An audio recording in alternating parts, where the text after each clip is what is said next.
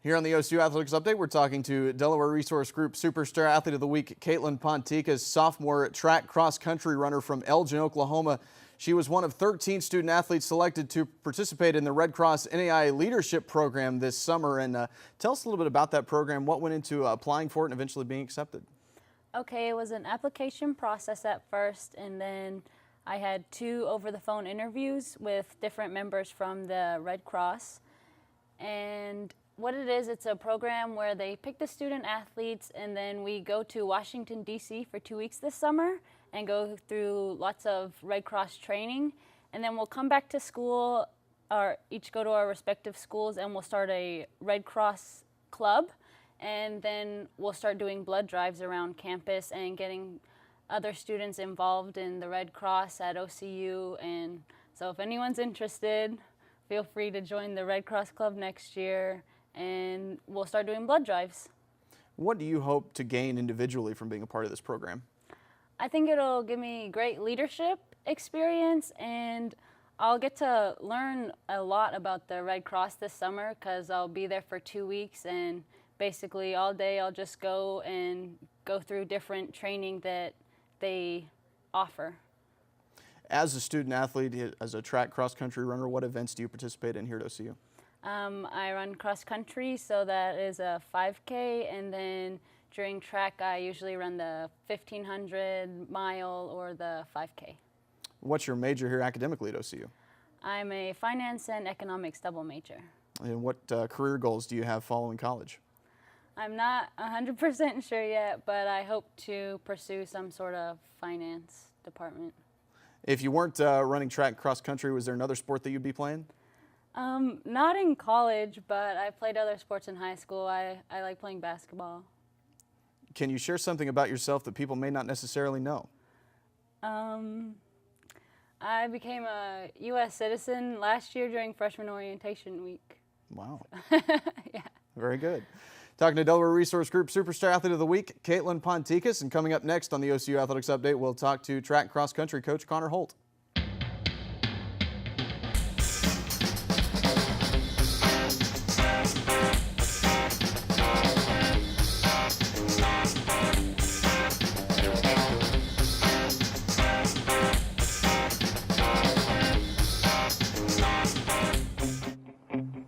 There's a call to be answered. The spirit of competition is still alive inside. The desire still drives.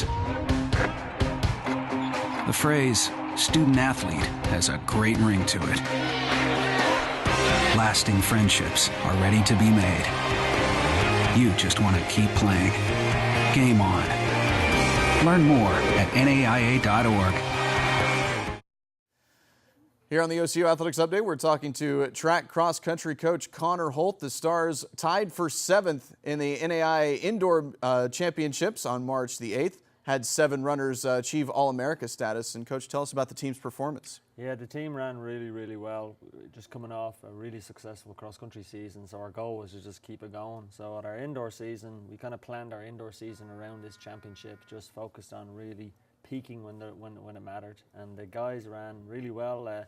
7 guys made All-American, and actually we came away with 9 All-American certificates because we added in 2 into the distance medley relay. But individually, Chris Lowry had a great day. He got 3rd in the 1,000 meters, and then he came back and was on the 800-meter leg of the distance medley relay. And then Kyle Waddrell got 8th in the mile, new school record, and ran really well.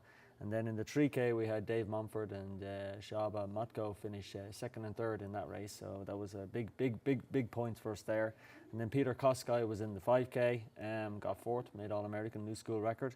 And then our distance medley relay was Michael Verco Curtis, Hunter Swink, Chris Lowry, and Shaba Matko ended up finishing in the runner-up position. So it was a good day, yeah. So 7 All-Americans. What does that say about where this program is right now? You know, obviously, you say, hey, that's pretty darn good for a program as young as we are. But the kids are pretty focused. I'm pretty blessed to have a really good group of kids, and I think what's happening now is I've talked about this all the time. This program is evolving on a daily basis. It just seems to be getting better and better. So there isn't really any limit to where I think this program can go. I think the goal now is to just continue doing everything I talk about on a daily basis and continue to get better. But you know, I think if this is a sign of what's yet to come, I think we're pretty excited about the future here. So yeah, so. Talk about it being a young program. You had 9 runners competing in 6 different events. Sky's the limit right now, it would seem. Yeah, you know, I think you look across the road here and everything that these kids are doing. And we've just added high jump events.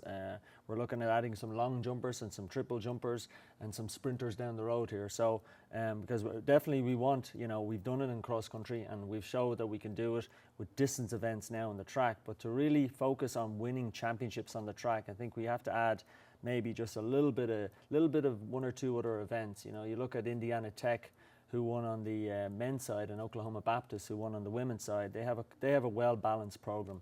So I think if we want to really step up now to where I think this program can go over the next few years, then we need to look at some of these other events. And then obviously then, you know, I've been talking about this since I got here, build a track. I want a track built. I think, you know, you look at some of the best programs across the country in the NAIA, they have track facilities. So I think when I look at benchmark schools, you know, I want to look at where this program can go, and I think that's just an added plus. So yeah, so. You guys are going to get started on the outdoor season here pretty quick. March the 13th is the first event there. What are your expectations heading into the outdoor season? You know, I think just keep it going here, you know. Coming off a great indoor season, we kind of go back now because our championship in outdoor track and field is not until middle of May.